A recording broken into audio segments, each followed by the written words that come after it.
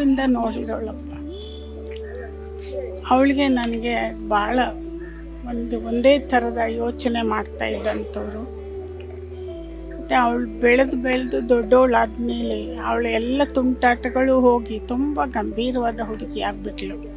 ಭಾಳ ಬೇರೆ ಥರ ಯೋಚನೆ ಮಾಡೋಕ್ಕೆ ಶುರು ಮಾಡಿದ್ಲು.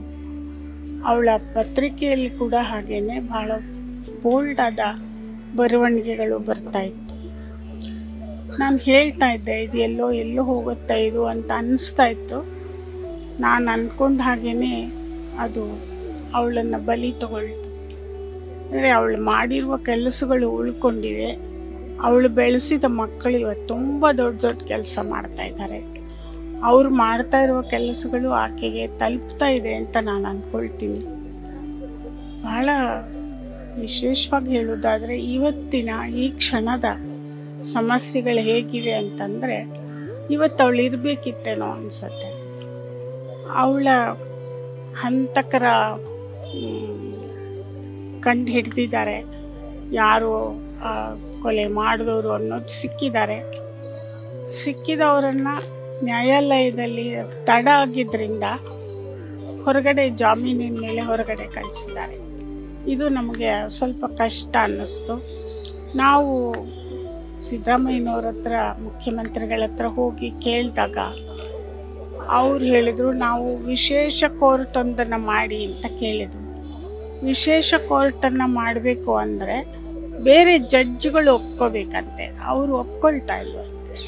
ಹೀಗಾಗಿ ಸಿದ್ದರಾಮಯ್ಯನವ್ರು ಮನಸ್ಸು ಮಾಡಿದ್ರೂ ಕೂಡ ವಿಶೇಷ ಕೋರ್ಟೊಂದನ್ನು ಮಾಡೋಕ್ಕಾಗಿಲ್ಲ. ಹೀಗಾಗಿ ಅದು ನನಗೇನು ಆತಂಕ ಇದೆ ಅಂತಂದರೆ, ಬೇರೆ ಕಡೆಗಳಲ್ಲಿ ಇಂಥ ಅಪರಾಧ ಮಾಡಿರುವ, ಇದಕ್ಕಿಂತ ಘೋರವಾದ ಅಪರಾಧ ಮಾಡಿರುವಂಥವ್ರನ್ನು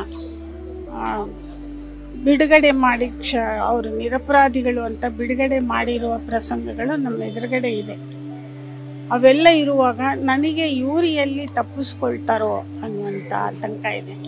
ತಪ್ಪಿಸ್ಕೊಳ್ಳುವ ಹಾಗೆ ನಾವು ಎಲ್ಲಿಯವರೆಗೆ ಸಾಧ್ಯವೋ ಅಲ್ಲಿವರೆಗೆ ಅಪರಾಧಿಗಳಿಗೆ ಶಿಕ್ಷೆ ಆಗೋ ಮೂಲಕ ಎಲ್ಲೋ ಒಂದು ಕಡೆ ಗೌರಿಗೆ ನಾವು ಸಾಂತ್ವನವನ್ನು ಹೇಳ್ತೀವೇನೋ ಅಂತ. ಆಕೆ ಪ್ರಾಯಶಃ ಇದ್ದಿದ್ರೆ ಇದನ್ನು ಒಪ್ಕೊಳ್ತಾ ಇರಲಿಲ್ಲ. ಯಾರಿಗೂ ನೋವಾಗೋದನ್ನು ಆಕೆ ಸಹಿಸ್ತಾ ಇರಲಿಲ್ಲ. ಆಕೆಯನ್ನು ಕೊಂದವ್ರಿಗೂ ನೋವಾಗೋದು ಆಕೆ ಸಹಿಸಲ್ಲ. ಆದರೆ ನಾವು ಆಕೆಯನ್ನು ಪ್ರೀತಿಸುವವರಾಗಿ ಆಕೆಗೆ ನಾವು ತೀರಿಸುವ ಋಣ ಅಂತ ನಾನು ಭಾವಿಸ್ತೀನಿ. ಮತ್ತು ಆಕೆ ಹೇಳಿರುವಂಥ, ಆಕೆ ನಮಗೆಲ್ಲ ಏನೇನನ್ನು ಹುಡುಗರಿಗೆಲ್ಲ ತಯಾರಿ ಕೊಟ್ಟಿದ್ದಾಳೋ ಆ ದಿಕ್ಕಿನಲ್ಲಿ ಮಕ್ಕಳು ಕೆಲಸ ಮಾಡ್ತಾ ಇದ್ದಾರೆ. ಅದು ಅವಳಿಗೆ ತಲುಪಿರುತ್ತೆ ಮತ್ತು ಅವಳಿಗೆ ಸಮಾಧಾನ ಆಗಿರುತ್ತೆ ಅಂತ ನಾನು ಭಾವಿಸ್ತೀನಿ. 2017 ಸೆಪ್ಟೆಂಬರ್ 5 ನನ್ನ ಜೀವನದಲ್ಲಿ, ನಮ್ಮ ಚಳುವಳಿಯ ಜೀವನದಲ್ಲಿ, ಕರ್ನಾಟಕದಲ್ಲಿ ಜನರ ಮನಸ್ಸಲ್ಲಿ ಉಳ್ಕೊಳ್ಳೋ ಭಾಳ ಒಂದು ದುರ್ಘಟನೆಯ ದಿನ. ಅವತ್ತು ಸೆಪ್ಟೆಂಬರ್ 5ನೇ ತಾರೀಕು, ಅದು ಶಿಕ್ಷಕರ ದಿನ ಜೊತೆ ಗೌರಿ ಲಂಕೇಶ್ವರನ್ನ ಹತ್ಯೆ ಮಾಡಿದ ದಿನ. ವಿಶೇಷ ಏನಂದರೆ, ಒಂದು ದುರಂತದ ವಿಪರ್ಯಾಸ ಏನಂದರೆ, ನಮಗೂ ಕೂಡ ಗೌರಿಯವರು ಒಂದು ಶಿಕ್ಷಕಿಯಾಗಿ, ಒಂದು ಗುರುಗಳಾಗಿ ಎಷ್ಟೋ ವಿಚಾರಗಳು ಹೇಳ್ಕೊಟ್ಟಿದ್ರು. ಚಳುವಳಿ ಬಗ್ಗೆ, ಹೋರಾಟದ ಬಗ್ಗೆ, ಮಾಧ್ಯಮದ ಬಗ್ಗೆ, ಸಮಾಜದ ಬಗ್ಗೆ. ಅವರ ವಿಚಾರಗಳು ಎಲ್ಲ ನಾನು ಒಪ್ಪಬೇಕು ಅಂತ ಅಲ್ಲ, ನೀವು ಒಪ್ಪಬೇಕು ಅಂತ ಅಲ್ಲ. ವ್ಯತ್ಯಾಸಗಳು ಇರ್ಬೋದು, ವ್ಯತ್ಯಾಸಗಳು ಇರಲಿ. ಪ್ರಜಾಪ್ರಭುತ್ವ ಅಂದರೆ ಆ ಚರ್ಚೆನೇ ಪ್ರಜಾಪ್ರಭುತ್ವ. ಆದರೆ ಆ ವ್ಯತ್ಯಾಸಗಳ ನಡುವೆ ಒಂದು ಬಂದೂಕ ಇಟ್ಕೊಂಡು ಸಾಯಿಸೋದಿರುತ್ತಲ್ಲ, ಅದು ಪ್ರಜಾಪ್ರಭುತ್ವಕ್ಕೆ ಮಾರಕ. ಅದು ಇಡೀ ಇಷ್ಟು ಸಾವಿರಾರು ವರ್ಷದ ನಮ್ಮ ಇತಿಹಾಸಕ್ಕೆ, ನಮ್ಮ ಒಂದು ಅಹಿಂಸಾವಾದದ ಇತಿಹಾಸ, ಬುದ್ಧ ಬಸವ ಕಟ್ಟಿರೋ ಅಹಿಂಸಾವಾದ ಇತಿಹಾಸಕ್ಕೆ ಮಾರಕ. ಸೊ ನಮಗೆ 8 ವರ್ಷದ ಹಿಂದೆ ಗೌರಿ ಹತ್ಯೆ ಮಾಡಿರ್ಬೋದು, ಬಟ್ ನಿಮ್ಮೆಲ್ಲರಿಗೂ ಗೊತ್ತಿದೆ ಸತ್ಯ ಅನ್ನೋದು ಅಮರ. ಸೊ ಆ ಸತ್ಯದ ಪರವಾಗಿ, ಆ ಸಮಾಜದ ಪರವಾಗಿ, ಆ ವೈಜ್ಞಾನಿಕ ನ್ಯಾಯದ ಪರವಾಗಿ ನಾವೆಂದಿಗೂ ಕೆಲಸ ಮಾಡ್ತಾ ಇದ್ದೀವಿ. ಇವತ್ತು ಅನೇಕರು ನಾವು ಸೇರಿದ್ದೀವಿ ಗೌರಿ ದಿನ ಅಂತ. ನಮಗೆ ಸರ್ಕಾರ SITನಲ್ಲಿ ಒಳ್ಳೆ ಕೆಲಸ ಮಾಡಿತ್ತು. SITಗಳು ಯಾರ್ಯಾರು ತಪ್ಪಿತಸ್ಥರ ಮೇಲೆ ಗಟ್ಟಿಯಾದ ಒಂದು ರೀತಿ ಕ್ರಮ ತಗೊಂಡಿದೆ. ಕೋರ್ಟ್ಸ್ ಮೇಲೂ ನಮಗೆ ನಂಬಿಕೆ ಇದೆ. ಕೋರ್ಟ್ ಸಿಸ್ಟಮ್ ನಾವೆಲ್ಲರೂ ಕೂಡ ನಿಜವಾಗ್ಲೂ ಪ್ರಜಾಪ್ರಭುತ್ವ ಮೇಲೆ ನಂಬಿಕೆ ಇಟ್ಕೊಂಡಿರೋರು. ಗೌರಿ ಲಂಕೇಶ್ಗೂ ಕೂಡ ಪ್ರಜಾಪ್ರಭುತ್ವದ ಮೇಲೆ ಅಪಾರ ನಂಬಿಕೆ ಇತ್ತು. ಅವತ್ತು 2017 ಜೂನ್ ಜುಲೈನಲ್ಲಿ ಭಾರತ ಭಾಗ್ಯ ವಿಧಾತ ಅಂತ ಆದಾಗ ನಾನು ಅವ್ರ ಪಕ್ಕನೇ ಕೂತ್ಕೊಂಡಿದ್ದಾಗ ನಾನು ಬಿಕ್ಕಿ ಅಳ್ತಾ ಇದ್ದೆ. ಅವರು ನೋಡಿದಾಗ ಅವರು ಬಿಕ್ಕಿ ಅಳ್ತಾ ಇದ್ರು. ನಿಜವಾಗ್ಲೂ ದೇಶ ಪ್ರೇಮಿ ಆಗಿರೋ ಒಂದು ವ್ಯಕ್ತಿ ಗೌರಿ ಲಂಕೇಶ್. ನಾವು ವಿಚಾರದ ಚರ್ಚೆ ಮಾಡೋಣ, ಆದರೆ ನಮಗೆ ನ್ಯಾಯ ಸಿಗಬೇಕು, ಯಾವುದೇ ಕೋರ್ಟ್ಸಿಂದನೂ ನ್ಯಾಯ ಸಿಗಬೇಕು, ಮತ್ತು ಗೌರಿಯ ಕನಸನ್ನು ನಾವು ಮುಂದುವರಿಸ್ಬೇಕು. ಆ ಕನಸೇ ನನ್ನ ಪ್ರಕಾರ ಒಂದು ಸಮಾಜ, ಒಂದು ಸಂವಿಧಾನದ ಪೀಠಿಕೆಯ ಸಮಾಜ, ಒಂದು ಉತ್ತಮ ಸಮಾಜ. ಆ ಉತ್ತಮ ಸಮಾಜದ ಪರವಾಗಿ ಅವ್ರನ್ನ ನೆನಪಲ್ಲಿ ಅವರು ಕೊಟ್ಟಿರೋ ಒಂದು ರೀತಿಯ ವಿಚಾರಗಳು, ಅವರು ಕೊಟ್ಟಿರೋ ಬರವಣಿಗೆಗಳು, ಅವರು ಕೊಟ್ಟಿರೋ ಒಂದು ಹಾದಿಯನ್ನು ನಾವು ಮುಂದುವರಿಸೋದು ಭಾಳ ಮುಖ್ಯ ಆಗುತ್ತೆ.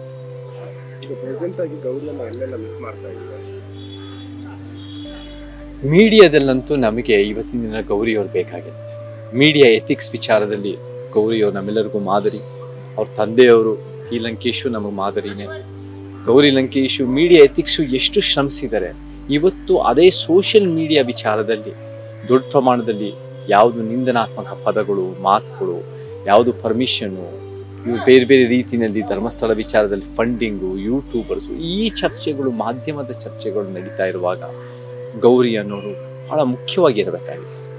ಅವರ ಒಂದು ಕೊಡುಗೆ ಅಪಾರ ಇರೋದು, ಅವರ ಒಂದು ಅನುಭವದ ಮಾತುಗಳು, ಅವರ ಒಂದು ಪ್ರಜಾಪ್ರಭುತ್ವದ ಒಂದು ಚೌಕಟ್ಟಡಿಯಲ್ಲಿ ನಾವೇನೇನು ಮಾಡ್ಬೋದು ಒಂದು ಉತ್ತಮವಾದ ಮಾಧ್ಯಮಕ್ಕೆ ಅನ್ನೋದು ಭಾಳ ದೊಡ್ಡ ಕೊಡುಗೆ ಕೊಟ್ಟಿರೋರು. ಇವಾಗ ನಮಗೆ ಅದು ಒಂದು ಲ್ಯಾಕಿಂಗ್ ಇರೋದು ನಮ್ಮೆಲ್ಲರಿಗೂ ಭಾಳ ದುಃಖ. ಗೌರಿ ಲಂಕೇಶನ್ನ ನೆನಪು ಮಾಡಿಕೊಂಡಾಗ ನೋವಾಗುತ್ತೆ, ದುಃಖ ಆಗುತ್ತೆ, ಅದರ ಜೊತೆಗೆ ಒಂದು ಸ್ವಲ್ಪ ಗಿಲ್ಟ್ ಕೂಡ ಆಗುತ್ತೆ. ನಾವೆಲ್ಲರೂ ಹೇಳ್ಕೊಂಡೆವು, ನಾವೆಲ್ಲರೂ ಒಂದು ಗೌರಿ ಹತ್ಯೆ ಆದರೆ ಸಾವಿರಾರು ಗೌರಿ ಹುಟ್ಟುಕೊಳ್ತಾರೆ ಅಂತ. ಆ ರೀತಿಯ ಸಾವಿರಾರು ಗೌರಿಗಳು ಹುಟ್ಟುಕೊಂಡಿದ್ರೆ, ನಾವೆಲ್ಲರೂ ಗೌರಿ ಆಗಿದ್ರೆ, ಗೌರಿ ಲಂಕೇಶ್ ಭವಿಷ್ಯದಲ್ಲಿ ಏನು ಆತಂಕವನ್ನು ಏನಾಗ್ಬೋದು ಎನ್ನುವ ಈ ದುರಿತವನ್ನು ನಿರೀಕ್ಷೆ ಮಾಡ್ತಾ ಇದ್ರು. ಆ 8 ವರ್ಷಗಳಲ್ಲಿ ಅದೆಲ್ಲವೂ ಆಗಿದೆ. ಅದನ್ನು ಹಿಮ್ಮೆಟ್ಟಿಸ್ಲಿಕ್ಕೆ ನಮ್ಮಿಂದ ಆಗಿಲ್ಲ. ಗೌರಿ ಅಂತ ಒಂದು ನಾಯಕತ್ವದ ಮಹತ್ವ ಏನಂದರೆ, ಸಾಮಾನ್ಯವಾಗಿ ನಮಗೊಂದು ಕಲ್ಪನೆ ಇದೆ, ನಾಯಕರಂದರೆ ಅವರು ಧೀರರು, ಶೂರರು, ಎದೆಯೊಬ್ಬಿಸಿ ಮಾತಾಡಬೇಕು, ಅವರು ದೊಡ್ಡ ಐಡಲಾಗ್ ಆಗಿರಬೇಕು, ಭಾಳ ಪಾಪ್ಯುಲರ್ ಲೀಡರ್ ಆಗಬೇಕು, ಅವರ ಹಿಂದೆ ನೂರಾರು ಸಾವಿರಾರು ಸಂಖ್ಯೆಯ ಫಾಲೋವರ್ಸ್ ಇರಬೇಕು ಅಂತ. ಗೌರಿಗೆ ಅದು ಯಾವುದು ಇರಲಿಲ್ಲ. ಲೀಡರ್ ಆಗಬೇಕಾದ್ರೆ ನಿಜವಾದ ಕ್ವಾಲಿಟಿ ಏನು ಬೇಕಾಗಿರೋದ್ರಿಂದ ಆಕೆಯಲ್ಲಿ ಒಂದು ತಾಯ್ತನ ಇರಬೇಕು ಅಂತ, ಆ ಮನುಷ್ಯನಲ್ಲಿ ಯಾರೇ ಆಗಲಿ ಅದು. ಅದರಿಂದ ಗೌರಿ ಹತ್ರ ಒಂದು ಪ್ರೀತಿ ಇತ್ತು, ಕರುಣೆ ಇತ್ತು, ಸತ್ಯ ಇತ್ತು, ನ್ಯಾಯ ಇತ್ತು ಮತ್ತು ಧೈರ್ಯ ಕೂಡ ಇತ್ತು. ಸಣ್ಣ ಗುಬ್ಬಚ್ಚಿ ಅಂತ ದೇಹದ ಒಳಗಡೆ ಒಂದು ಅಗಾಧವಾದ ಒಂದು ಭೀಮಶಕ್ತಿ ಇತ್ತು. ಅದು ಇವತ್ತು ಬೇಕಾಗಿರೋದು ನಮಗೆ. ಆಕೆ ಬಿಟ್ಟು ಹೋದ ನಿರ್ವಾತ ಯಾಕೆ ತುಂಬಿಕೊಳ್ಳಿಕ್ಕೆ ಆಗಲಿಲ್ಲ ಅಂದರೆ, ಆಕೆ ಅಂತ ನಾಯಕಿ ಮತ್ತೆ ನಮಗೆ ಸದ್ಯದಲ್ಲಿ ಕಾಣಲಿಕ್ಕೆ ಆಗಲಿಲ್ಲ ಅಂತ. ಅದಕ್ಕಾಗಿ ನಮ್ಮ ಮುಂದೆ ಮತ್ತೆ ಗೌರಿ ಬೆಳೀತಾರೆ ಹೋಗ್ತಾ ಇದ್ದಾರೆ. ಮತ್ತೆ ಹುಟ್ಟಿದಾಗ ಯಾಕೆ ಅನ್ನಿಸ್ತಾ ಅಂದರೆ, ಇದು ನಾವು ದೊಡ್ಡವರನ್ನು ನೆನೆಸ್ಕೊಳ್ತೇವೆ, ಆದರೆ ಯಾಕೆ ಅಂದರೆ ನಾವು ದೊಡ್ಡವರಾಗಲಿಲ್ಲ ಎನ್ನುವುದು ಕೂಡ ಅದರಲ್ಲಿ ಒಂದು ಇದೆ ಅಂತ. ಇವತ್ತು ಪ್ರತಿರೋಧದ ಶಕ್ತಿಗಳು ಎಲ್ಲವೂ ಚಲ್ಲಾಪಿಲ್ಲಿಯಾಗಿ ಹೋಗ್ತಾ ದಿನಗಳಲ್ಲಿ ಅದನ್ನೆಲ್ಲ ಒಂದು ಬೆಸೆಯುವ ಗೌರಿ ಅಂತ ಒಂದು ವ್ಯಕ್ತಿತ್ವ ನಮಗೆ ಬೇಕಿತ್ತು ಅಂತ ಈ 8 ವರ್ಷಗಳ ನಂತರ ನಮಗೆ ಅನಿಸ್ತಾ ಇದೆ. ಇದೇ ಗೌರಿಯ ಮಹತ್ವ. ಅಂಥದ್ದೊಂದು ಆಕೆಯ ಬಹಳ ದೊಡ್ಡ ಗುಣ ಅಂದರೆ ಅದೇ ಎಲ್ಲರನ್ನು ನಾನು ಆಗಲೇ ಹೇಳ್ತಾ ಇದ್ದೆ, ನಾಡಿನ ಮುಖ್ಯಮಂತ್ರಿಯನ್ನು ಕೂಡ ಚರ್ಚೆಯ ಟೇಬಲ್ಗೆ ಎಳೆದುಕೊಂಡು ಬರುವ ಶಕ್ತಿ ಇತ್ತು. ಕಾಡಿನಲ್ಲಿದ್ದವರು ನಕ್ಸಲರನ್ನು ಕೂಡ ಮನವೊಲಿಸಿ ಎಳೆದುಕೊಂಡು ಬರುವ ತಾಕತ್ತಿತ್ತು ಆಕೆಗೆ. ಅಂಥವ್ರು ಇವತ್ತು ಬಹಳ ಅಪರೂಪ. ತನ್ನದು ಏನಿಲ್ಲ, ನಿಸ್ವಾರ್ಥವಾಗಿ ಕೇವಲ ಸಮಾಜದ ಹಿತದೃಷ್ಟಿಯಿಂದ, ಸಾಮಾನ್ಯ ಜನರ ಹಿತದೃಷ್ಟಿಯಿಂದ ಕೆಲಸ ಮಾಡುವಂಥ ಒಂದು ನಾಯಕರು ನಮಗೆ ಬೇಕಾಗಿದೆ ಅಂತ. ಅದಕ್ಕಾಗಿ ಗೌರಿ ಮತ್ತೆ ನೆನಪಾಗ್ತಾ ಇದ್ದಾರೆ. ಗೌರಿ ನಿಜ ಹೇಳ್ಬೇಕಂದ್ರೆ ಎಂಥ ಸಮಾಜ ನಿರ್ಮಾಣ ಆಗ್ಬೇಕಂದ್ರೆ ಗೌರಿಯನ್ನು ನಾವು ಮರೆತು ಬಿಡ್ಬೇಕು ಅಂತ ಸಮಾಜ ನಿರ್ಮಾಣ ಆಗ್ಬೇಕು. ಆದರೆ ಇವತ್ತು ಎಂಥ ಸಮಾಜ ನಿರ್ಮಾಣ ಆಗಿದೆ ಅಂದ್ರೆ ಮತ್ತೆ ಗೌರಿಯನ್ನು ನೆನೆಸ್ಕೊಳ್ಬೇಕಾದ. ಆಕೆ ಇದ್ರಿಗಿತ್ತು, ಆಕೆ ಇದ್ರೆ ಏನ್ ಮಾಡ್ತಾ ಇದ್ರು, ಧರ್ಮಸ್ಥಳದ ವಿಷಯದಲ್ಲಿ ಏನ್ ಮಾಡ್ತಾ ಇದ್ರು, ಪ್ರಜ್ವಲ್ ಕೇಸಲ್ಲಿ ಏನ್ ಮಾಡ್ತಾ ಇದ್ರು, ಅಲೆಮಾರಿಗಳ ಮೀಸಲಾತಿ, ಒಳ ಮೀಸಲಾತಿ, ಎಲ್ಲದರಲ್ಲೂ ನಮ್ಗೆ ಮತ್ತೆ ನೆನಪಾಗೋದು ಗೌರಿ ಇದ್ದಿದ್ರೆ ಆಗ್ತಿತ್ತು ಅಂತ ಅನಿಸ್ತದೆ. ಅದರಿಂದ ನಾನು ಎನಿಸೋದು ಗೌರಿ ಮರೆಯುವ ದಿನಗಳು ಬರಲಿ ಅಂತ. ಅಂದ್ರೆ ಆಕೆ ಬಯಸಿದ ಸಮಾಜ ನಿರ್ಮಾಣ ಆದಾಗ ಗೌರಿಯನ್ನು ಮರೆಯಬಹುದು. ಅಂತ ದಿನ ಬರಲಿ ಅಂತ ನಾನು ಈ ರೀತಿ ಇವತ್ತು ಆಶಿಸ್ತೇನೆ ಅಂತ. ಕಂಠ ಅಂಥ ಒಬ್ಬ ವ್ಯಕ್ತಿಯನ್ನು ನಾವು ಇವತ್ತು ಸತ್ಯದ ಜೊತೆ ಸೇರಿಸಿ ನೋಡ್ತಾ ಇದ್ದೀವಿ.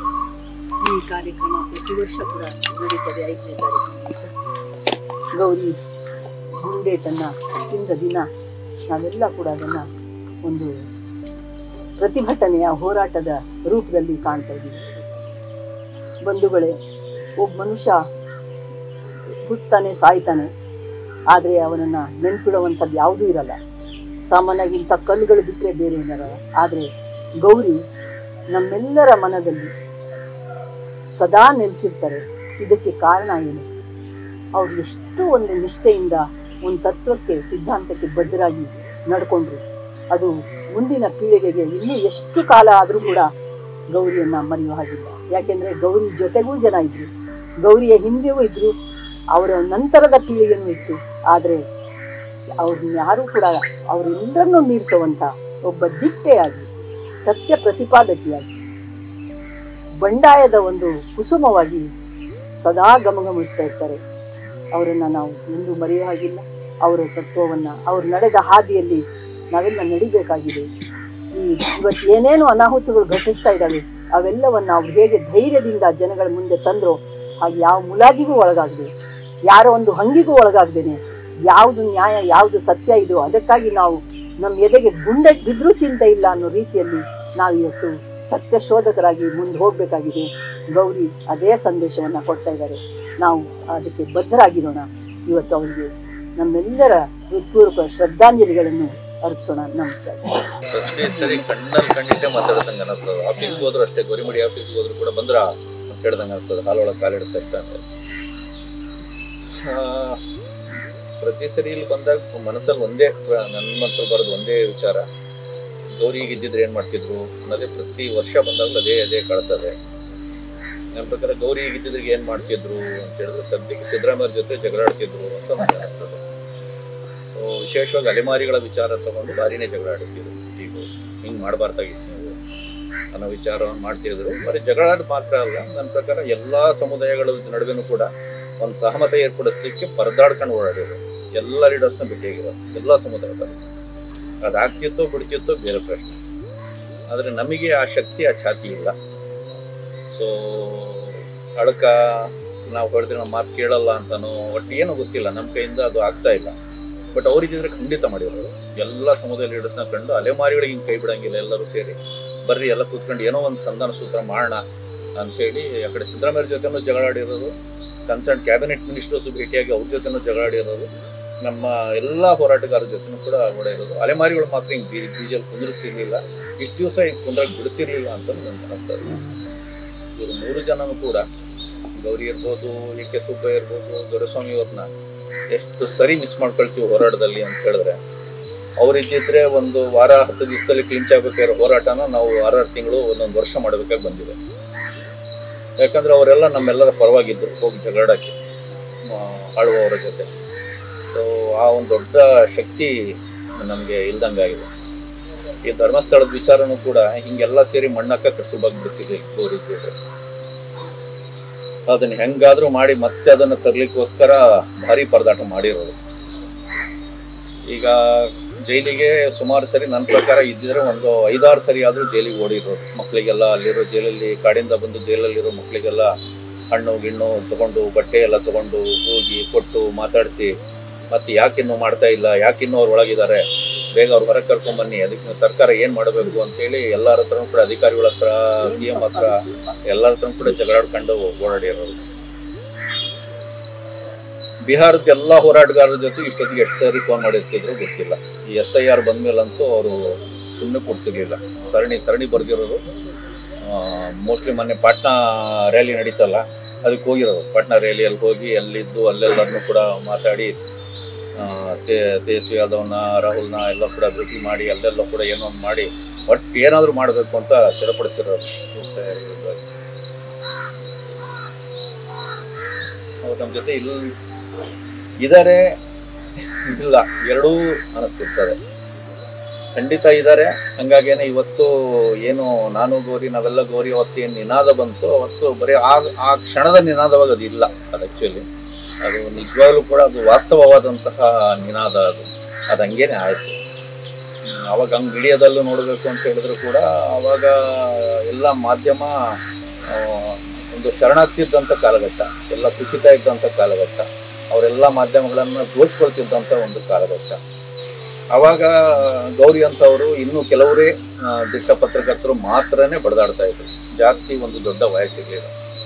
ಆದರೆ ಮಾಧ್ಯಮದಲ್ಲಿ ಇವತ್ತು ಎಷ್ಟು ಗೌರಿಯರು ತಯಾರಾಗಿದ್ದಾರೆ ಅಂತ ಹೇಳಿದ್ರೆ, ಇವತ್ತು ಅವರ ಮೇನ್ ಸ್ಟ್ರೀಮ್ ಮೀಡಿಯಾ ಅವ್ರು ಏನೇ ಮಾಡ್ಕೊಂಡ್ರು ಕೂಡ ನಮ್ಮ ವಾಸ್ತವನ ಜನರಿಗೆ ತಲುಪಿಸ್ತೀವಿ ಅನ್ನುವಂತಹ ಒಂದು ದೊಡ್ಡ ಮಕ್ಕಳ ಹಿಂಡ ಬಂದಿದೆ ನಿಮಗೆ. ನಿಮ್ಮ ಮಕ್ಕಳೆಲ್ಲ ಕೂಡ ಈಗ ಸ್ವತಂತ್ರ ಮಾಧ್ಯಮ ಸಂಸ್ಥೆಗಳನ್ನು ನಡೆಸ್ತಾ ಇದ್ದಾರೆ ಸುಮಾರೆಲ್ಲ ಕೂಡ. ಸಾಲಾನೋ ಸೋಲಾನೋ ಅವಮಾನನೋ ಟೀಕೆನೋ ಏನೇ ಇರುವುದು, ಆದರೆ ನೀವು ಕೊಟ್ಟ ದಾರಿ ಬಿಡದಂಗೆ ಅವ್ರು ಅಷ್ಟು ಮಾಡ್ತಾ ಇದ್ದಾರೆ. ಬರೀ ಕರ್ನಾಟಕದಲ್ಲಿ ಮಾತ್ರ ಅಲ್ಲ, ಇಂಡಿಯಾದಲ್ಲೇ ಇನ್ನೊಂದು ಜನರಿಗೆ ಒಂದು ದೊಡ್ಡ ದನಿ ಬರಲಿಕ್ಕೆ ಮಾಧ್ಯಮ ಅನ್ನಂಥದ್ದು, ಜನಮಾಧ್ಯಮ ಅನ್ನಂಥದ್ದು ಒಂದು ಹೊಸ ರೂಪದಲ್ಲಿ ಎದ್ದು ನಿಂತ್ಕೊಂಡ್ಬಿಟ್ಟಿದೆ.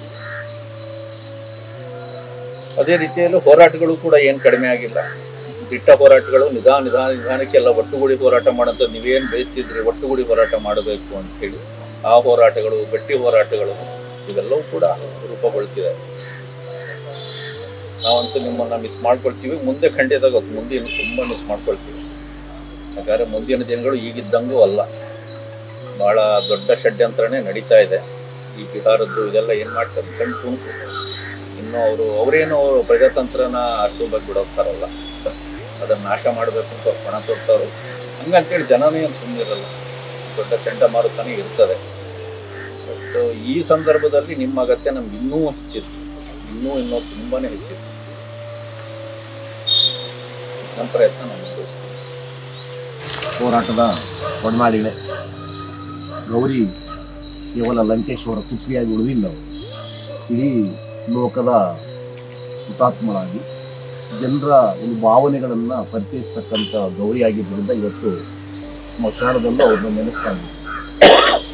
ಹಂಗಾಗಿ ಅಂಥ ಗೌರಿಯ ವ್ಯಕ್ತಿತ್ವವನ್ನು ರೂಢಿಸ್ಕೊಳ್ಬೇಕಾಗಿದ್ದು ನಮ್ಮೆಲ್ಲರ ಆದ್ಯತೆ. ಆ ದಾರಿಯಲ್ಲಿ ಒಂದಷ್ಟು ಮಟ್ಟಿಗೆ ನಡೀತಾ ಇದ್ದೀವಿ ಅನ್ನೋ ನಂಬಿಕೆ ನಮಗಿದೆ. ನಾವೇನೋ ತೀರಾ ದಾರಿ ಬಿಟ್ಟು ಬೇರೆ ಕಡೆ ಹೋಗ್ತೀವಿ ಅನ್ನೋ ಆತಂಕ ಏನಿಲ್ಲ. ಹಂಗಾಗಿದ್ದರೆ ಆ್ಯಕ್ಚುಲಿ ಸರ್ಕಾರಗಳು ನಮ್ಮ ಮಾತು ಕೇಳ್ತಿರ್ಲಿಲ್ಲ, ಸರ್ಕಾರ ನಮ್ಮ ಬಗ್ಗೆ ಮಾತಾಡ್ತಿರ್ಲಿಲ್ಲ. ಯಾವುದೇ ಅನ್ಯಾಯ ಆದಾಗ ಗೌರಿಯಾಗಿಯೇ ನಾವು ಮತ್ತೆ ಇರ್ತಕ್ಕಂಥ ಒಂದು ಸಂದರ್ಭ ಇದಾಗಿದೆ. ಹಂಗಾಗಿ ಅಂಥ ಗೌರಿಯನ್ನು ನಾವು ಹುತಾತ್ಮರಂತ ಭಾವಿಸ್ಬೇಕು. ಯಾಕಂದರೆ ಗಾಂಧಿ ಕೂಡ ಶಾಂತಿ ಬಗ್ಗೆನೇ ಮಾತಾಡಿದ್ರು. ಗೌರಿ ಕೊನೆ ಹಂತದಲ್ಲಿ ಶಾಂತಿಗಾಗಿ ನಾಗರಿಕ ವೇದಿಕೆ ಅಂತ ಸ್ಥಾಪನೆ ಮಾಡಿದ್ರು ಅಂತ ಕಾಣಿಸ್ತದೆ. ಆ ಶಾಂತಿ ಮಂತ್ರ ಸ್ಟಾರ್ಟ್ ಆದ ಕೂಡಲೇ ಅವರನ್ನು ಗುಂಡಿಕ್ಕಿಕೊಳ್ತಕ್ಕಂಥ ಕ್ರೌರ್ಯ ಮುಂದುವರೆದಿದೆ. ಶಾಂತಿಗೂ ಮತ್ತು ಕ್ರೌರ್ಯಕ್ಕೂ ಯಾವ ರೀತಿಯ ಸಂಬಂಧ ಇದೆ, ಯಾವ ರೀತಿಯ ಕಳಕಿದೆ ಅನ್ನೋದು ನಮಗೆಲ್ಲ ಅರ್ಥ ಆಗಿದೆ. ನೀವು ಯಾವುದೇ ಮಂತ್ರ ಮಾತಾಡಿದ್ರು, ಏನೇ ಮಾತಾಡಿದ್ರು ಕೂಡ ನಿಮ್ಮ ಭಾಷೆ ಸರ್ಕಾರವನ್ನು ಗೊಂದಲಕ್ಕೀಡು ಮಾಡ್ತದೆ, ಸರ್ಕಾರವನ್ನು ನಡೆಸ್ತದೆ ಅಂತ ಗೊತ್ತಾದಾಗ ಸರ್ಕಾರದ ಪರವಾಗಿರ್ತಕ್ಕಂಥ ಯಾವುದೇ ವ್ಯಕ್ತಿಗಳು ಅವ್ರ ಸಿದ್ಧಾಂತವನ್ನು ಬದಿಗೊತ್ತಿ ನಮ್ಮನ್ನು ಹತ್ಯೆ ಮಾಡ್ತಕ್ಕಂಥ ಪ್ರಯತ್ನ ಮಾಡ್ತಾರೆ. ಹತ್ಯೆ ಆದಾಗೆ ನಮ್ಮ ಶಕ್ತಿ ಹೆಚ್ಚಾಗ್ತದೆ. ಹತ್ಯೆ ಅಂತ ಅವರಂತಾರೆ, ಹುತಾತ್ಮರಂತ ನಾವು ಅಂತೀವಿ. ಗಾಂಧಿ ಅವರು ಕೊನೆ ಉಸಿರಿರುವವರೆಗೂ ಶಾಂತಿಯ ದೂತರು ಅಂತಲೇ ಕರ್ಸ್ಕೊಂಡಿದ್ದು. ಅವ್ರನ್ನೂ ಗುಂಡಿಕ್ಕಿಕೊಳ್ತಾರೆ, ನಮ್ಮನ್ನು ಗುಂಡಿಕ್ಕಿಕೊಳ್ತಾರೆ. ಅಂದರೆ ಇದಕ್ಕೇನೋ ಖಡ್ಗನ ಇಡಬೇಕಾಗಿಲ್ಲ, ಕಾವ್ಯವಾಗಿ ಇವತ್ತು ನಾವು ಹೊರಹೊಮ್ಮಿರ್ತಕ್ಕಂಥದ್ದು ಅದಕ್ಕೆ ಸಾಕ್ಷಿ ಅಂತ ಅನ್ನಿಸ್ತದೆ. ಹಾಗಾಗಿ ನಾವೆಲ್ಲರೂ ಗೌರಿಯ ಜನಪರ ಚಳವಳಿಯನ್ನು ಜೀವಂತವಾಗಿ ಇಟ್ಕೊಂಡಿದ್ದೀವಿ. ಗೌರಿ ಸತ್ತಿಲ್ಲ, ಸಾಯೋದಿಲ್ಲ, ಹೋರಾಟಗಾರರು ಯಾರೂ ಸಾಯೋದಿಲ್ಲ. ಆ ಭಾಗದಲ್ಲಿ ಗೌರಿ ಸಿಗುತ್ತೆ. ಇಂದಲ್ಲ ನಾಳೆ ನಾವು ಗೌರಿ ಜೊತೆಗೆ ಹೋಗ್ತೀವಿ, ಗೌರಿ ಜೊತೆ ಮಾತಾಡ್ತೀವಿ, ಗೌರಿಯ ಒಂದು ಪರಂಪರೆಯನ್ನು ಮುಂದುವರಿಸ್ತೀವಿ ಅನ್ನೋ ಒಂದು ಅಚಲವಾಗಿರ್ತಕ್ಕಂಥ ವಿಶ್ವಾಸವನ್ನು ಹೊಂದಿದ್ದಕ್ಕೋಸ್ಕರ ತಮ್ಮೆಲ್ಲರಿಗೂ ಮತ್ತೊಂದು ಸಾರಿ ನಾನು ಜೈಬೀರು ಹಾಕ್ತಾರೆ. ಗೌರಿ ಬಗ್ಗೆ ಮಾತಾಡಬೇಕಾದ್ರೆಲ್ಲ ಗರ್ಭ ಕಟ್ಟುತ್ತೆ. ಸಂದರ್ಭ ಪ್ರತಿ ವ್ಯಕ್ತಿಯ, ಪ್ರತಿ ಚಳುವಳಿಯ, ಪ್ರತಿ ಸಂಘಟನೆಯ ಒಬ್ಬ ಆತ್ಮೀಯದರ್ಶಿಯನ್ನು ಮತ್ತು ಅದು ತಕ್ಕನಾಗಿ ಬದಲಾಗುವಂಥ ಸವಾಲನ್ನು ಮುಂದಿಡ್ತಾ ಇದೆ. ಗೌರಿಯಿಂದ ನಾವು ಏನಾದರೂ ಕಲಿಬೋದು ಅಂತಂದರೆ ಲಾರ್ಜರ್ ಗುಡ್ಡಾಗಿ ತನ್ನನ್ನು ತಾನು ಇಳುವಾಗಿಸ್ತದೆ ಅಂತ ಒಂದು ದೊಡ್ಡ ವ್ಯಕ್ತಿತ್ವ. ಒಂದು ನಿಂತ್ಕೊಂಡು ಬರೋದನ್ನು ಕವನ ಓದ್ಬಿಡ್ತೀವಿ. ಸಂಬಂಧದ ಘನವು ಜಗವ ಆವರಿಸುವಾಗ ಲೋಕದ ಉರಿಗೆ ತೆತ್ತುಕೊಂಡು ಬೇಯುತ್ತಾ ಬೆಳಕಾದವಳಲ್ಲವೇ ಗೌರಿ. ಬಹಿರಂಗದ ಬೆಂಕಿಯಲ್ಲಿ ಅಂತರಂಗದ ಹಿಮ ಕರಗಿದಾಗ ಉಕ್ಕಿ ಹರಿದ ಮಮಕಾರದಲ್ಲಿ ರೂಪುಗೊಂಡ ರೂಹಲ್ಲವೇ ಗೌರಿ. ಹೊರಗಿನ ಬಿರುಗಾಳಿಗೆ, ಒಳಗಿನ ಸುಳಿಗಾಳಿಗೆ ಒಡಲ ಸೊಡರು ಆರದಂತೆ ದೀಕ್ಷೆ ತೊಟ್ಟ ದೀವಟಿಗೆಯಲ್ಲವೇ ಗೌರಿ. ಸಿದ್ಧತೆಗೆ ತಕ್ಕಂತೆ ಸಿದ್ಧಾಂತ ಹೊಸೆಯದೆ ಬೀದಿಯ ಜೊತೆ ಬೆಸಗೊಂಡು ಬೀದಿ ದೀಪವಾಗಿದ್ದಲ್ಲವೇ ಗೌರಿ. ನಾನೆಂಬ ನಾಗರಕ್ಕೆ ಒಳಗಣಿಯ ಪಿಸುಪುಂಗಿಯ ಕಾವಲಿಟ್ಟು ನಾನಳಿದು ತಾನುರಿದು ನಮ್ಮೊಳಗೆ ನಾವಾಗಿ ಸಿಕ್ಕವಳಲ್ಲವೇ ಗೌರಿ. ಕೆಂಪೊಳಗಿನ ನೀಲಿಯನ್ನು, ನೀಲಿಯೊಳಗಿನ ಕೆಂಪನ್ನು, ಕಪ್ಪೊಳಗಿನ ಕೆಚ್ಚನ್ನು, ಬಿಳಿಯೊಳಗಿನ ಬಯಲನ್ನು ಅರಿತು ಕಲಿತು ಕಲೆತು ಕಾಮನ ಬಿಲ್ಲಾದವಳಲ್ಲವೇ ಗೌರಿ. ಮೇಡಮ್ ಬಗ್ಗೆ ಏನರೇ ಮಾತಾಡಬೇಕು ಅಂದಾಗ ಒಂದು ಸ್ವಲ್ಪ ವಿಚಿತ್ರ ಫೀಲಿಂಗ್ ಬರ್ತದೆ. ಕಳ್ಕೊಂಡಿವಿ ಅಂತ ಯಾವತ್ತೂ ಅನಿಸಿಲ್ಲ, ಆದರೆ ಇಲ್ಲಿ ಬಂದ ಕೂಡಲೇ ಫಿಸಿಕಲ್ ಪ್ರೆಸೆನ್ಸ್ ಇಲ್ಲ ಅನ್ನೋದು ಒಂದು ಹರ್ಟ್ ಆಗ್ತದೆ. ಅದ್ರ ಒಂದೇನೆಂದರೆ ಕೆಲವೊಬ್ರು ಮೆಂಟರ್ಸ್ ಇರ್ತಾರೆ, ಅವರೆಲ್ಲರಿಗೂ ಹಿಂಗೆ ಮಾಡಿರಿ ಹಂಗೆ ಮಾಡಿರಿ ಅಂತ ಹೇಳಿ ದಾರಿ ತೋರಿಸ್ತಿರ್ತಾರೆ. ಆದ್ರೆ ಗೌರಿ ಮೇಡಮ್ ನನಗೆ ಹೆಂಗಿದ್ರು ಅಂತಂದರೆ, ಅಥವಾ ನಮ್ಮಲ್ಲಿರೋ ಭಾಳ ಮಂದಿಗೆ ಅವ್ರ ಫೀಲಿಂಗ್ ಹೆಂಗೆ ಆಗ್ತದೆ ಅಂತಂದರೆ, ಅವರು ತಾವು ಬೆಳ್ಕೋತೆ ತಾವು ಒಂದು ಶೇಪ್ ತಗೋತೇ ನಮಗೆಲ್ಲರಿಗೂ ಇಂಡೈರೆಕ್ಟಾಗಿ ದಾರಿ ತೋರಿಸಿದವರು. ಯಾಕಂದರೆ ಅವರು ಬಾಯಿ ಬಿಟ್ಟು ಹಿಂಗೆ ಮಾಡಿರಿ ಅಂತ ಯಾರು ಯಾವತ್ತೂ ಹೇಳ್ದಂಗಿಲ್ಲ. ಅವ್ರು ತಾವು ಜೀವಿಸೋ ರೀತಿ ಅವ್ರು ಏನೇನು ಮಾಡ್ಕೋತ ಹೋದ್ರು ಅದರಿಂದನೇ ತಾವು ಬೆಳ್ಕೋತ ಹೋದ್ರು. ಅವ್ರ ಜೋಡಿ ಇದ್ದಂಥ ನಾವು ಆ ಟೈಮ್ನಾಗ ನಮ್ಮ ಸ್ಟೂಡೆಂಟ್ ಇದ್ದಾಗಲಿಂದ ನಮ್ಮ ಪರ್ಸ್ನಾಲಿಟಿ ಶೇಪ್ ಆಗೋಕ್ಕೆ ಪ್ರತಿಯೊಬ್ಬರ ಲೈಫ್ನಾಗೂ ಒಬ್ಬರು ವ್ಯಕ್ತಿ ಬರ್ತಾರೆ. ಕೆಲವೊಬ್ಬರಿಗೆ ಜಾಸ್ತಿ ಜನ ಸಿಗ್ತಾರೆ, ಕೆಲವೊಬ್ಬರಿಗೆ ಒಬ್ಬೊಬ್ರು ಸಿಗ್ತಾರೆ. ನನಗೆ ರೈಟ್ ಟೈಮ್ನಾಗ ಗೌರಿ ಮೇಡಮ್ ಸಿಕ್ಕರು. ಆ ಟೈಮ್ ಒಳಗೆ ಮೊದಲು ಲಂಕೇಶ್ ಅವ್ರನ್ನೂ ಓದ್ಕೋತ ಬೆಳೆದಿದ್ವಿ. ಇಲ್ಲಿ ಬಂದಾಗ ಗೌರಿ ಮೇಡಮ್ಗೂ ಹೊಸದಿತ್ತು. ಅವರು ಎಲ್ಲ ಒಂದು ಕ್ವಶನ್ ಮಾರ್ಕ್ ಇಟ್ಕೊಂಡೇ ಆಫೀಸ್ನಾಗ ಕುಂತಿದ್ರು.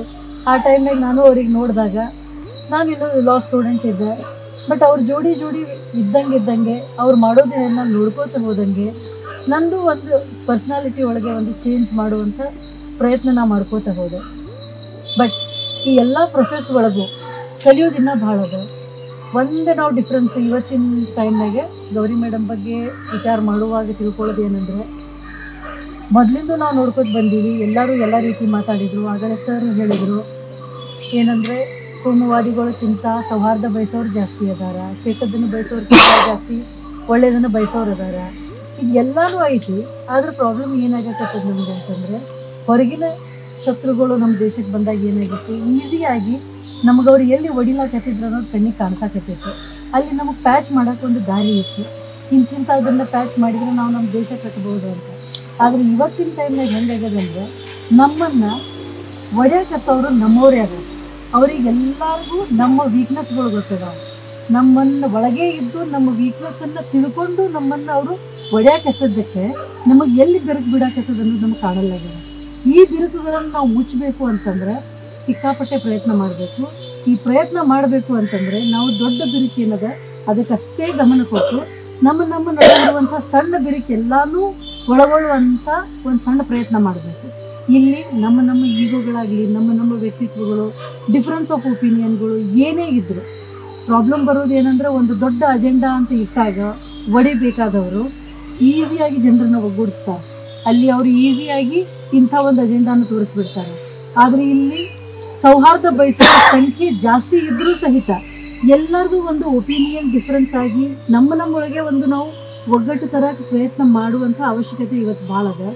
ನಮ್ಮ ವೈಯಕ್ತಿಕ ಅಭಿಪ್ರಾಯಗಳು, ಭಿನ್ನಾಭಿಪ್ರಾಯಗಳು ಏನೇ ಇದ್ರೂ ಅವನ್ನೆಲ್ಲ ಮರಿ ಮಾಡಿ ನಾವು ಒಂದು ಕಾಮನ್ ಅಜೆಂಡಾ ಅನ್ನೋದನ್ನ ನಾವು ನಮ್ಮ ಜನರ ಎದುರಿಗೆ ಇರಲಿಲ್ಲ ಅಂದರೆ, ಸೌಹಾರ್ದ ಬಯಸೋರು ಎದುರಿಗೆ ಇರಲಿಲ್ಲ ಅಂತಂದರೆ, ನಾವು ಎಷ್ಟೇ ಒಳ್ಳೆ ಒಪಿನಿಯನ್ ಇಟ್ಕೊಂಡ್ರು, ಎಷ್ಟೇ ಒಳ್ಳೆ ಭಾವನೆ ಇಟ್ಕೊಂಡ್ರು, ಉದ್ದೇಶ ಇಟ್ಕೊಂಡ್ರು ಈಡೇರಿಸಬೇಕಾದಾಗ ನಮ್ಮಲ್ಲಿ ಒಗ್ಗಟ್ಟು ಇರಲಾರ್ದಕ್ಕೆ ಕಾರಣ ನಮ್ಮನ್ನು ಇನ್ನೂ ಈಸಿಯಾಗಿ ಒಡೆಯುವಂಥ ಪ್ರಯತ್ನಗಳು ಕಾಣ್ತಾವೆ. ನೀವು ಜಾತಿ ಗಣತಿಯಿಂದ ಹಿಡಿದು ಇವತ್ತಿನಿಂದ ನಾವು ಅವಶ್ಯಕತೆ ಏನದು ಇಲ್ಲಿಂದ ಪ್ರಯತ್ನ ಮಾಡ್ಕೊಂಡು ಹೋಗಿ ಕೋಮು ಸೌಹಾರ್ದದಂಥ ಒಂದು ಕ್ಷೇತ್ರಕ್ಕೂ ಬಂದು ಇದನ್ನು ಬಯಸಬೇಕು ಅಂತಂದರೆ ಎಲ್ಲ ಪ್ರಗತಿಪರರು ತಮ್ಮ ವೈಯಕ್ತಿಕ ಭಿನ್ನಾಭಿಪ್ರಾಯನ ದೂರಿಟ್ಟು ಒಗ್ಗಟ್ಟಾಗಿ ಒಂದು ಕಾಮನ್ ಅಜೆಂಡಾ ಬಂದಾಗ ಒಬ್ಬರನ್ನೊಬ್ಬರು ಪಬ್ಲಿಕ್ ಆಗಿ ದೂಷಿಸದೆ ಒಂದು ಒಳ್ಳೆ ಕೆಲಸ ಮಾಡ್ಕೋತ ಹೋದರೆ, ಮೇಡಮ್ ಯಾವ ರೀತಿ ಎಲ್ಲರ ಜೋಡಿ ಮಾತಾಡ್ಕೋತ ಒಂದು ಸೌಹಾರ್ದ ತರ್ತಿದ್ರು, ಅದನ್ನು ನಾವು ಅಟ್ಲೀಸ್ಟ್ ಒಂದು ಸಣ್ಣ ಪ್ರಮಾಣದಾಗ ಆದರೂ ತರಲಾಕೆ ಇವತ್ತು ಪ್ರಯತ್ನ ಮಾಡಬಹುದು ಅಂತ ನನಗನ್ನಿಸ್ತದೆ. ಇದು ಇವತ್ತಿನ ಒಂದು ಗೌರಿ ಮೇಡಮ್ ನೆನಪಿನೊಳಗೆ ನನಗನ್ಸಿದಂಥ ಒಂದು ಎರಡು ಮಾತು. ವಾಲಂಟ್ರಿ ರಿಟೈರ್ಮೆಂಟ್ ತೊಗೊಂಡು ಹೈಸ್ಕೂಲ್ ಟೀಚರ್ ಆಗಿದ್ದೆ. ರಿಟೈರ್ಮೆಂಟ್ ತೊಗೊಂಡು ಅವತ್ತಿನಿಂದ ಗೌರಿಯವರ ಒಂದು ಒಡನಾಟ ಇತ್ತು ನನಗೆ. ಅನೇಕ ಪ್ರತಿಭಟನೆಗಳಲ್ಲಿ ಭಾಗವಹಿಸಿದ್ದೇನೆ. ಜಾತ್ಯತೀತತೆ, ವೈಚಾರಿಕತೆ, ಸಮಾನತೆ, ರೈತರು, ಕಾರ್ಮಿಕರು, ಮಹಿಳೆಯರು, ಮಂಗಳಮುಖಿಯರು, ಆದಿವಾಸಿಗಳು ಅಂತಲೇ ಹೇಳ್ತಾನೆ ಅವರೆಲ್ಲರಿಗೂ ನ್ಯಾಯ ಕೊಡಿಸ್ಬೇಕು ಅಂತ ಹೋರಾಟ ಮಾಡಿದಂಥ ತಾಯಿ. ನಿಜಕ್ಕೂ ಇಂಥ ಒಂದು ಮಹಾತಾಯಿ ನಮ್ಮ ನೆನಪಿಗೆ ಬಂದಿರೋದು ಮತ್ತು ನಮ್ಮ ನೆನಪಿನಲ್ಲಿ ಶಾಶ್ವತವಾಗಿ ಉಳಿದಿರೋದು ನಮ್ಮ ಒಂದು ಏನಪ್ಪ ಮುಂದೆ ನಾವು ಹೋರಾಟ ಅದನ್ನು ಮುಂದುವರಿಸ್ಕೊಂಡು ಹೋಗೋದಕ್ಕೆ ಒಂದು ಈ ನೆನಪು ನಮಗೆ ಸ್ಫೂರ್ತಿ ಕೊಡಲಿ ಅಂತ ನಾನು ತಿಳ್ಕೊಂಡಿದ್ದೀನಿ. ಈಗ ತಾಯಿ ನೆನಪಿಗೆ ಒಂದು ಬಸವಣ್ಣ ಒಂದು ವಚನವನ್ನು ಹೇಳ್ತೇನೆ.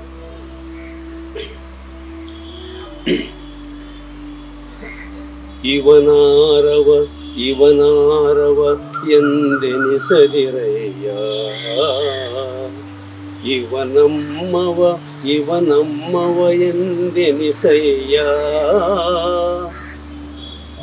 ಕೂಡಲ ಸಂಗಮ ದೇವಾ ನಿಮ್ಮ ಮನೆಯ ಮಗನೆಂದೆನಿಸಯ್ಯ.